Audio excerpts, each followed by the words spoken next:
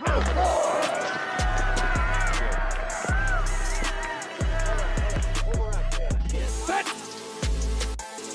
4, 3, 1.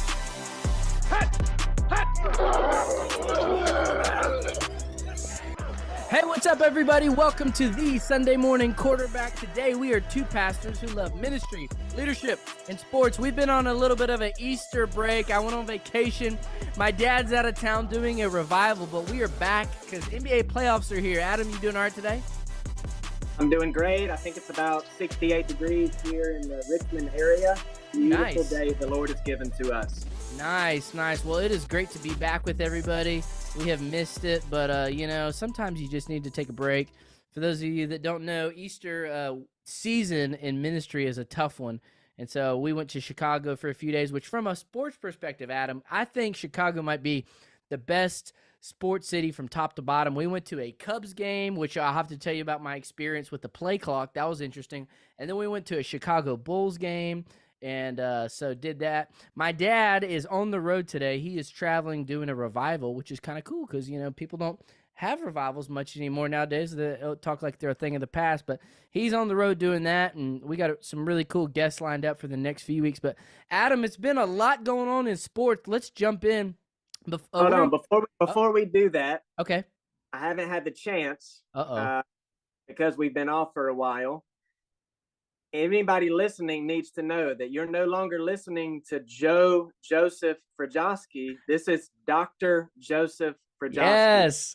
Thank you. I've joined your club. Yeah, I hadn't had a chance to do this publicly, but congrats, man. I know how much hard work that takes, and I trust that when you clip this up, it'll say Dr. Joseph Frajowski at the bottom. Oh, yeah. Let's just talk about how yours is going to say Dr. Adam Denny, and mine's going to say Doctor, and then there's just going to be my dad. He's missing out on that one. Right, yeah. So that's funny. Well, I appreciate that. It has been a long ride, and I wouldn't have got here without Adam telling me what to do and what not to do. So got graduation coming up in a few weeks, but, man, I am happy to be done with it. I'll tell you that. But let's jump into some sports. So we're going to kind of talk basketball heavy today because the playoffs are underway. But before we do that, let's talk a little Major League Baseball. I know we got a lot of Bravo fans out there. So, Adam, it's an interesting time in baseball. This whole clock has been implemented, and we're a few weeks into the season. What are your thoughts so far about the rule change, and just kind of what are you watching in the major leagues? Yeah, for any of our listeners that listen to most of our episodes, you may have heard me say before that I've been saying for 10, 15 years that the MLB needs to make some kind of change. It used to be the most popular sport in America by far, and it's historically called the pastime. Well, times have changed. We don't need things to pass our time anymore. We've got a lot of, different things that we can do, a lot of options if we want entertainment or something to pass the time. So with that said, baseball has 100 and I think 62 games a year. Most games are about 3 hours long. And if you know baseball at all, it's a very slow game. So when these rule changes were implemented, I was eager to see what it looked like. And man, I'm just blown away. I couldn't be happier. I know a lot of the traditionalists may not like it. It takes some getting used to. But I think what it does for the average fan, again, in the fast-paced, overly saturated media content age that we live in, these games that used to be 3 hours are now closer to 2. That is a huge deal for Major League Baseball. Also, in widening the bases a little bit and the clock, because it forces the pitcher to speed up. There's going to be more scoring. So, man, I'm just excited about it. It is a change, but it's been a great kickoff to the new season. The Braves they have the second best record in the league, so I'm chopping on. I'm locked in on baseball. Now, Adam, I'll come back to the rule change, but what would you say? I'm not a baseball expertise like you are, but I watch. What would you say is a healthy expectation for all of our Braves fans out there? I think it's ring is an expectation. We have made deep postseason runs in the past few years, and of course won the World Series a few years ago. So I think the way the roster is constructed, both with hitters and defense and also with pitching, there's no reason that we shouldn't expect to win a World Series. Baseball is a little different because, there's a little more nuance and there's a lot more, tendency for people to win It's rare you see someone win multiple World Series in a handful of years. But man, sky's the limit. Let's do it. They've got a great roster. Yeah, I was at the Cubs game and I saw, apparently I didn't realize how much of a nerve I was touching in Braves country, but I saw Dansby, and man, he's a traitor, man. I can't believe he left. Braves faithful have turned on him, but man, being there in person, it was crazy. So we were kind of sitting behind the catcher in between first and home, and you had the shot clock that the pitcher could see, and then you had the shot clock in the back. But then it was weird because you got the hitter who's having to watch the clock, and the pitcher too. And then anytime like the catcher would come up and talk to the pitcher, they were on the clock. And then anytime they'd switch innings and they're warming up and all that, they're on the clock. And man, it was moving. It wasn't any lagging. And so even from the fan experience, you definitely could tell. And I think that'll keep people engaged more and just definitely be something to watch for a long time. So anyway, baseball is underway. We'll have to watch, and as the races get a little tighter and going in the season, we'll stay locked in with that. But let's shift gears. NBA playoffs are here. We are, and I think heading into game 2, and every series has had a game. And so what we're going to do is we're going to break down one or two of the series that we're most intrigued by. And then here in a minute, Adam, we can go through and just do our picks, like who our winners are, and then how many games we see the series going in. But I'll start off first. The series, Adam, I want to touch on is the Clippers and the Suns, because I watched the whole game last night. And, this is really the first time, Adam, that we've seen Kevin Durant and Booker together. I think Durant's only played 8 games. And I was fascinated by the fact of, you hear about it, you see it on paper. But one thing I quickly observed is that the Suns traded a lot of their depth away. They're very good. Booker's a good shooter. Durant's a good shooter, but they don't have that 3-point sniper assassin that can just sit there like in the past. And so that was one of the things. And then I think a lot of people have underrated the Clippers because we know that Paul George is out.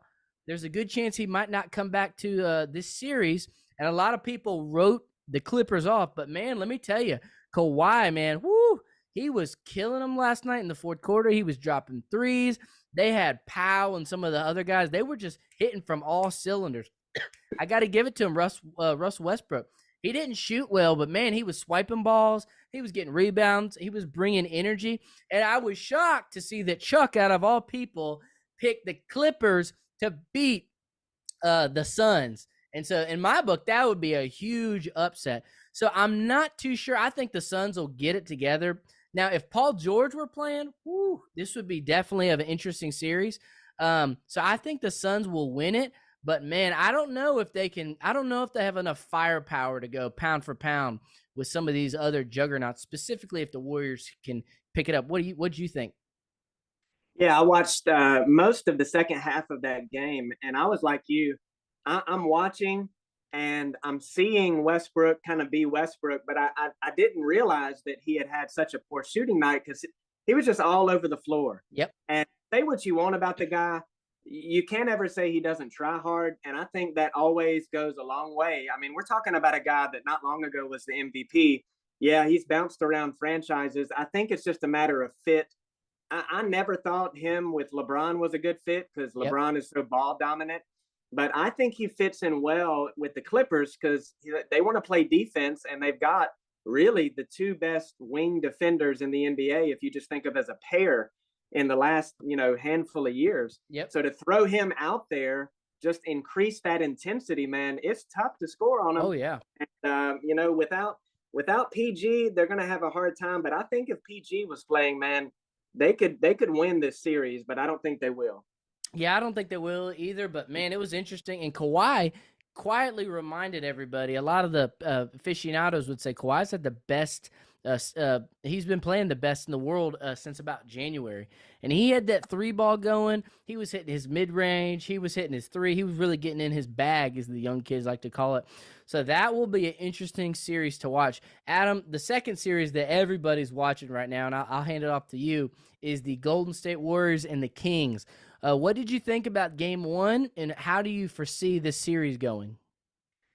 Well, if you didn't watch game one, it was incredible. You've got to make sure that you're watching these games. All of the experts were saying, this is going to be a high scoring, high octane series. And it was that in game one. And man, the Splash Bros were splashing on Saturday night. It was something else to behold. But then, the Kings were responding, and De'Aaron Fox, as a lot of people had been thinking, he was showing that he belongs. He's a star player.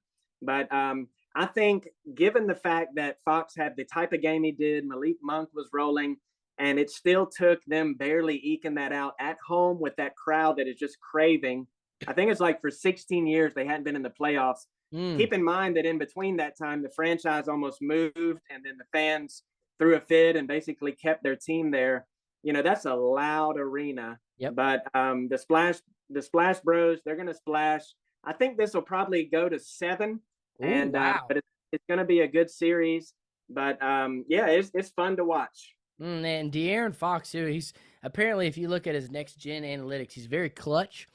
And I'm happy for him because he's been faithful, and he's a really good player. He's just kind of gotten overlooked, and so it'll be interesting. This is the time when Clay is going to have to get back to being Clay. Can he do it consistently? I know the person you've been watching is Wiggins. How quickly can Wiggins shake off that rust, and then can the Warriors get back to form?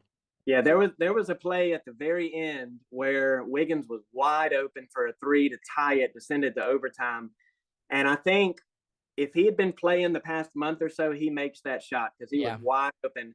And we saw how clutch he could be last year in the playoffs. And he was playing well even in the fourth quarter of that game. So, yeah, they're loaded, man.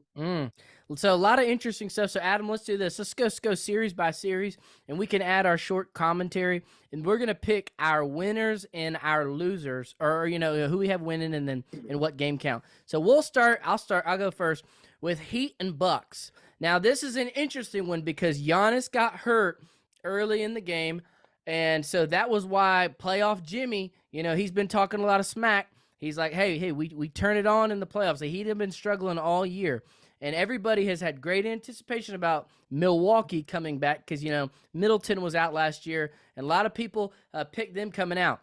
So, Adam, have you heard if Giannis is going to be okay for Game 2? No, last I saw, they're just monitoring it, so I don't think it's an injury. It's more just soreness, muscle type stuff. Well, I think this one, because of that, will be a harder fault series compared to if he was there. So I will have this one going 4-2 to the Bucks, but I wouldn't be shocked if it went 7. What do you think?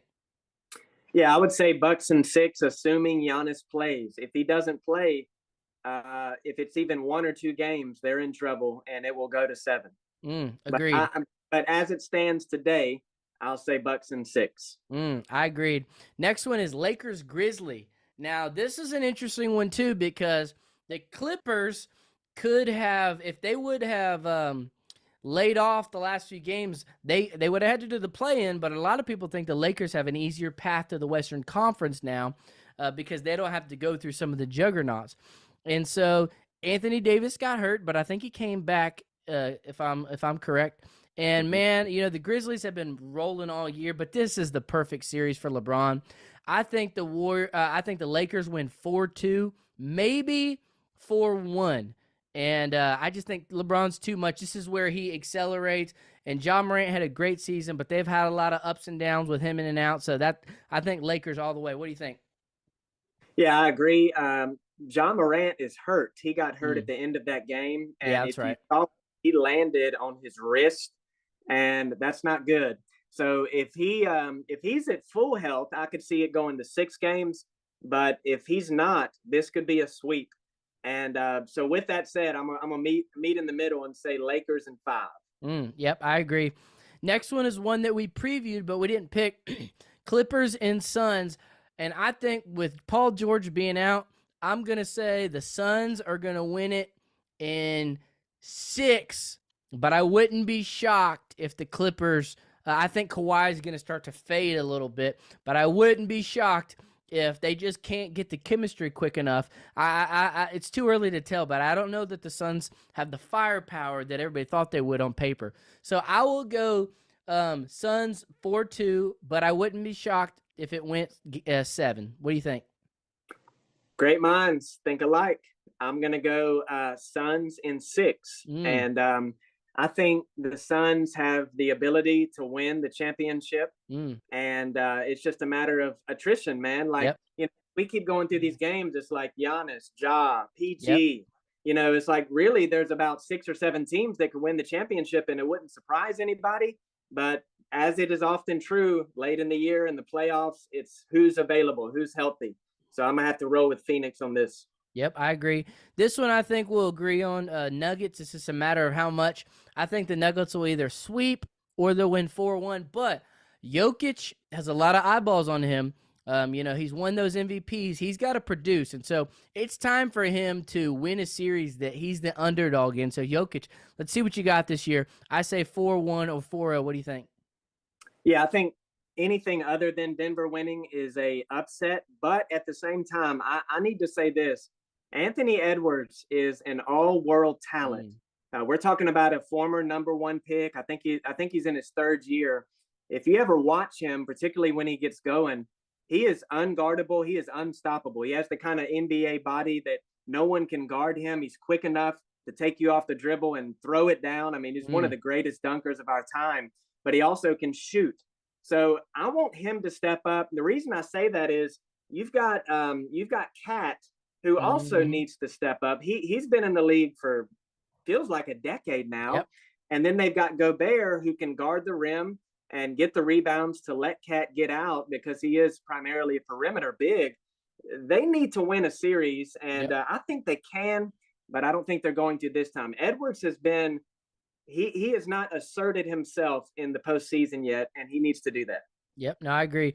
Next one is the Nets and Sixers, which I feel like even though Embiid's more than likely going to be the MVP, I feel like everybody's sleeping on the Sixers. So I would like to see them really flex their muscle. This Nets team, a lot of people don't pay attention because they traded everybody, but they're a hard-playing team. There's no reason, though, the Sixers shouldn't win this in under, I think, 4-1. If it goes past 4-2, that's a problem on Philly. So I'd like to see them win it sooner than later. What do you think? Yeah, I've got a sweep in this series. And saying that, I need to acknowledge, Brooklyn, as much turmoil as they've had, they're still in some ways a stable franchise. Just when you think about how many stars they've had in and out of that organization over the last 10 years or so. But people are underestimating, I wouldn't say Embiid, but James Harden, not so much of a scorer as we commonly think of him as. But man, I think he's leading the league in assists, or he's like 2nd, and he's just dropping dimes. So yeah, you can't sleep on Philly. Yep, he's been a good facilitator. We've talked about this one, but we'll give a prediction here. Kings, Warriors. Warriors came out and dropped the first game early, but I think the Warriors are going to roar back, and I think they're going to win 4-2, which is a win for Sacramento. They got a lot of good pieces to build around. But the question is, can Golden State get their swagger back enough to get back to the conference finals? I think they can. The question is, do they have enough time to get Wiggins healthy? Is the Draymond whole hoopla drama going to kind of loom over them all season? I say they get there 4-2. I think Sacramento has one more game to win, but they may only that may have been it. It may be 4-1. What do you think? Yeah, I think it'll probably be 6 games. And, the interesting thing about this matchup is Sabonis, he's such a unique player because he's a big guy, but he can step out and he can guard any position. And that's really what Draymond Green has been. He's been the best guy that is able to do all those kind of things. So they're kind of evening themselves out. What needs to happen for Golden State to do what people expect them, De'Aaron Fox cannot get, I think he had 38 points. That needs to be a Gary Payton II and a Jordan Poole thing. Jordan Poole was absent. If those guys can step up, put some clamps on Fox, this series will end quickly. Oh, no, I agree. This one's an interesting one. Knicks and Cavs. One of the guys who I've long admired, Donovan Mitchell, he's always played great when he was in Utah, but his teams came up short. Now, here is an opportunity, Donovan, where you can elevate. A lot of Knicks fans wanted the Knicks to go after you, and then instead you got traded to Cleveland. And so I'm going to roll with the Cavs on this one. I know the Knicks won game 1, but I think the Cavs are going to win in 7. I think it's going to be a tight series. I think Knicks are finally playing better under Thibodeau, but I don't know if they have enough firepower to go to all the way to win a series. That's what I think. What do you think? I think this one will go to 7, and I'm with you. I was kind of upset when Mitchell ended up in Cleveland because he's wanting to leave Utah and of all places to end up in Cleveland when he could have been in New York. And just imagine if it was Julius Randle, Jalen Brunson, and Donovan Mitchell, they'd be a title contender. But I think Mitchell, like you said, is great in the postseason. So I think he's going to get them over this hump. It'll be a challenge, but Cavs will take it in 7. Yeah, I agree. And then Hawks Celtics, I think everybody's going to be picking the Celtics. But the question, a lot of eyeballs on Trae Young. I saw the Hawks play a few weeks ago against the Bulls in person. And, I was really impressed with the guy they got, DeJounte Murray. And they had some shooters. They got some ballers. Definitely think they have enough to win one game. I'll say 4-1. But a lot of eyeballs on Trae Young. Can he make, they got the coach who used to be in New Jersey, and then he was out west. I can't think of his name off the top of my head, but he's a good coach. And so Trae Young's got to be careful that he doesn't get labeled a coach killer. So I have Celtics 4-1. The question is, do the Celtics have enough firepower to punch through? And I think, can they get through Milwaukee? That'll be the question to ask. What do you think? Yeah, I'm with you. I think Trae Young, over the last few years, the Hawks are making the playoffs, but I'm going to just be honest. He's been choking. Yeah. And, you can't have a bad game against a team like Boston because if you have a bad game, it's going to turn into a bad series. So I think Boston's going to sweep the Hawks. And I think even though the Hawks moved some players around, like you said, got Murray, they still are missing a big piece in order to play with these big boys like Boston. So I got Boston sweeping. Yep, I agree. All right, Adam, it's time. We're going to do our NBA Finals predictions. And as much as it pains me to say it, I've tried to think of ways I could get around it. I've been not wanting to do this all season, but I just can't help but think that the Golden State Warriors are going to come out of the West. And let me tell you, if I would pay money to see Kevin Durant and the Suns versus Golden State in the Western Conference Finals, or LeBron. LeBron gets another shot, and we know he's been on the wrong side of that one because all the Warriors teams were better. I just don't know if anybody in the West has enough firepower to get through Golden State. So I have Golden State representing the West, and selfishly, I hope while I think Boston and Milwaukee will meet in the finals, I personally would rather love to see Philly, but I think we're going to get a Golden State-Milwaukee showdown. Everybody's been kind of clamoring for that one for a while, and man, I sure hope Milwaukee can pull it out because I'll be honest, Adam, he is not arrogant. He's very humble, but man, I just don't think I could do another Steph Curry championship. If so, you might start arguing that Steph's the GOAT. And so I don't know who's going to win. I would say, I can't pick Golden State, but right now I'd have to say Golden State. So Golden State's my winner right now. I'd say them. Milwaukee, what do you think? What's your finals prediction? Well, the past 3 years, I have predicted before the season starts, Warriors, Bucks. And like you said, they've not yet met in the finals. So I'm going to stick with the same pick I made when the season started this year again and go right there with you, man. We're in one accord today. Man, I've got Golden State. But just to reiterate what you said, there is so much parity, particularly in the West. Yeah. Because and I text you and your dad, if you think about the last 10 years in the NBA, it's been dominated by LeBron, KD, and Curry. So they're all in the same conference now, and they've got loaded rosters, and they're all healthy. The Lakers have a brand new team. Yeah. I honestly would not be surprised if the Lakers went to the finals. Yeah. But I've got to roll with my initial pick, and I've got Steph Curry solidifying himself, and I will not even give someone the chance to argue. If he wins another ring, he is the best point guard ever to live. No question, no debate. Even over Magic Johnson? Easily over Magic Johnson. Wow, yeah. That'll cause some debate.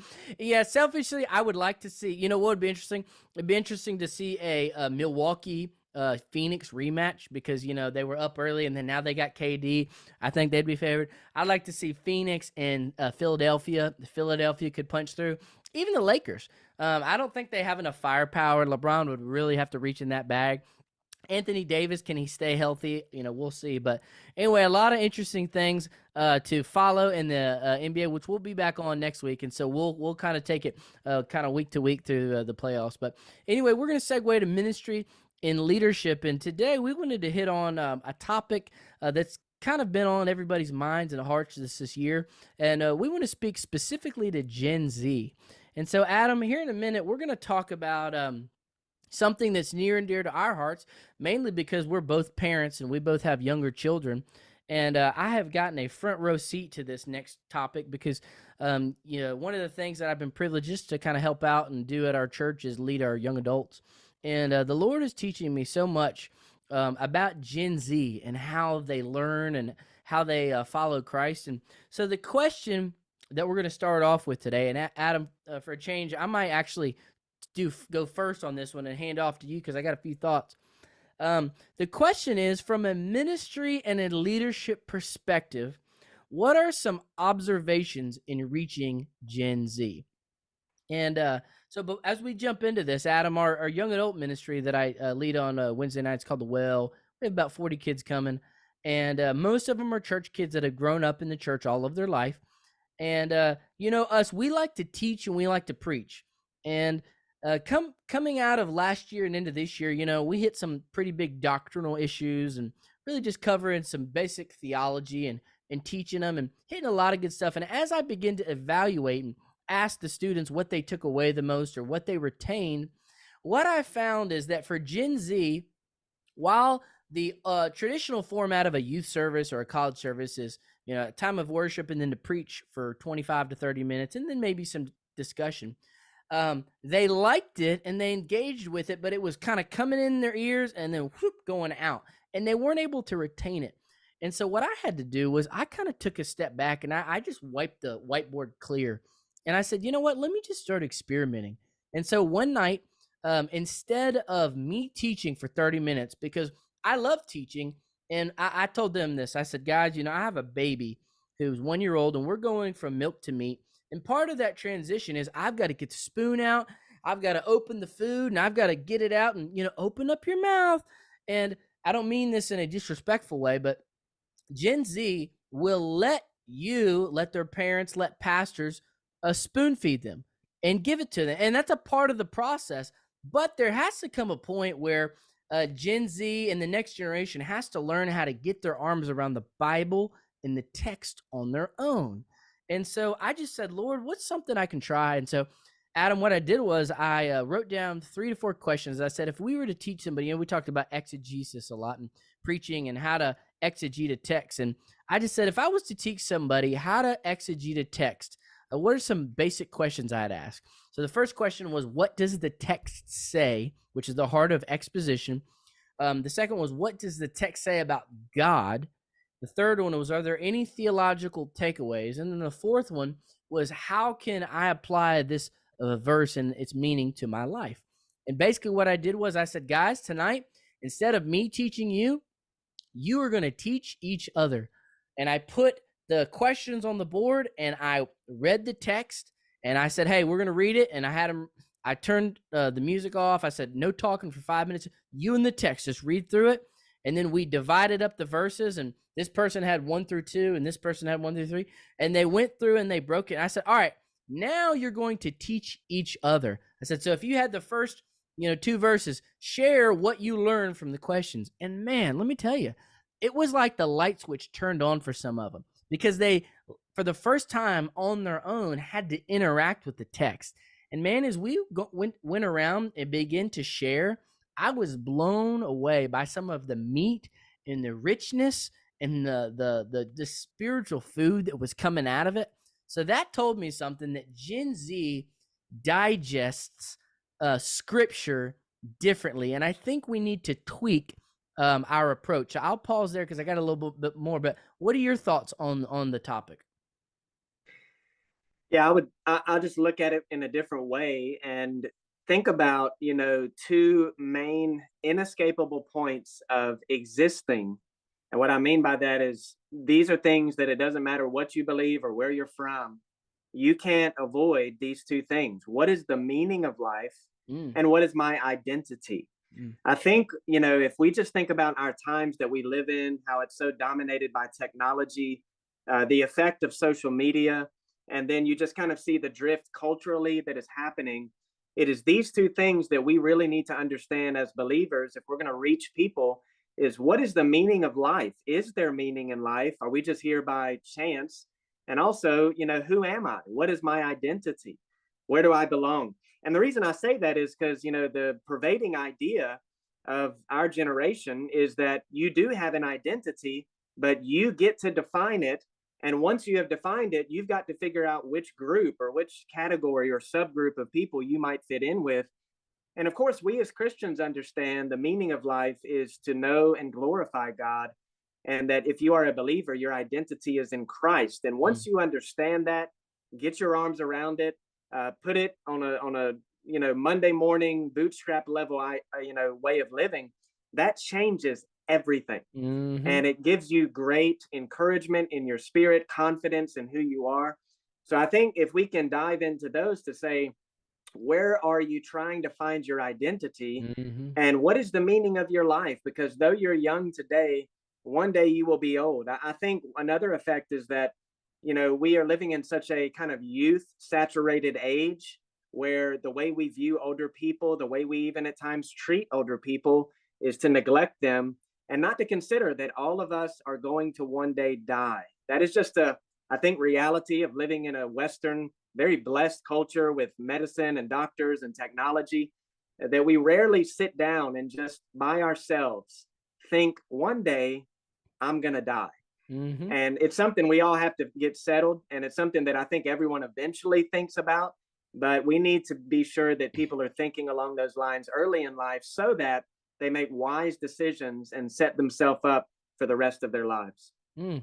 And kind of what you touched on, I really think the identity part is a real struggle. Um, we're not those type of people that are like, hey, parents, if you're playing sports, that's bad. But I do think we can send our kids mixed messages when we say, hey, church is a priority, except for when, we have to be at the ball field for 2 months out of the year.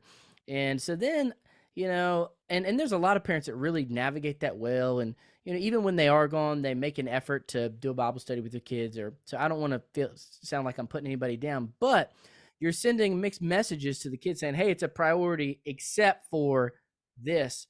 And so then when they hear whether it's education's important, or, if you're, softball or baseball or band or whatever, and their life consists of that for year after year, I think they just slowly but surely begin to find their identity in that. And I think a lot of Gen Z Christians, even Christian kids that have grown up in the church, really struggle of finding their identity in Christ. And many of them, their spiritual identity is found in their parents' faith and not their own. And one of the things, whether it be from what we saw from the Asbury revivals or different things, is I think they want authenticity and I think they want to experience God for themselves. It's just as from a parent, how can we put them in environments to do that? And then how can we create ministries and churches that challenge to do that and then help them put their identity in Christ in an authentic way? What are your thoughts on the identity part? Yeah, it's one of those things to where I think what's starting to happen because we live in a culture where there's a sense in which the world is accessible to us. I got my little one coming in. Hey, bro. Oh. Oh, yeah. Look, hey, Daddy. What's up, buddy? Hey. All right, You bro. doing all right? Close the door, okay? Say, go Cowboys. That's the other one. So, Adam, what do you think the identity piece comes in? What are your thoughts on that? So I think we live in a culture where we're starting to wake up to the reality that because we live in such a saturated culture of blessings, material things, and the ability to kind of just do what you want to do and reach for your dreams, nothing wrong with that. We're starting to realize that even if we do that and we have that opportunity, may we reach it, we find out it doesn't give me peace. And it's not the identity that I want. And then when you think about the predominant worldview of the day, which is really just nihilism, people are discovering like this doesn't work. And you're starting to see this even on secular news shows. Like the way that the world is being presented to us doesn't even make sense. It's not coherent, it's not logical, to try to find your identity in all of these different ways. So when someone understands who Christ is, what he has done, and then what that means for your everyday life, again, it changes everything. Mm-hmm. And it gives you that peace that I truly believe everybody wants. They just don't know where it is or what it means for their life.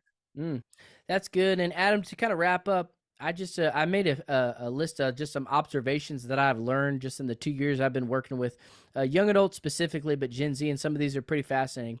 And so if you are a pastor out there or a parent or somebody who works in a church, I think you'll find these interesting. Just real quick, Gen Z, like we said, struggles to have personal encounters with Christ.